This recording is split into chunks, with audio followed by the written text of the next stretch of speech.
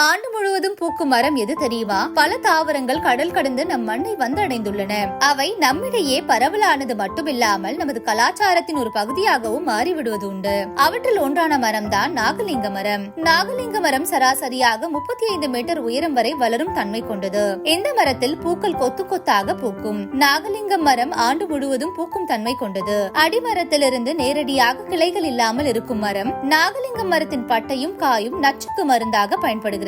இலைகள் தோய் நோய்களுக்கு மேற்பு சாகி நிவாரணம் அளிக்கிறது. இலை மற்றும் பழங்களில் உள்ள டைஹைட்ரோ, டயாக்சிடென்டோலோ, குயினோசோலோன், ரெப்டாரின், இண்டிகோ இன்ட்ருபின், ஐசாடின் ஆகிய எதிர் உயிரியாக செயல்பட்டு தோல் உடலின் மென்மையான பகுதிகளில் வளரும் பூஞ்சை பாக்டீரியா கிருமிகளை அழிக்கின்றன. நாகலிங்க மரத்தின் பட்டை மலேரியா சுரத்தை நீக்க பயன்படுத்தப்படுகிறது. குளிர்காலங்களில் ஏற்படும் வயிற்று உபாதைகளுக்கு சிறந்த மருந்தாகவும் பயன்படுகிறது.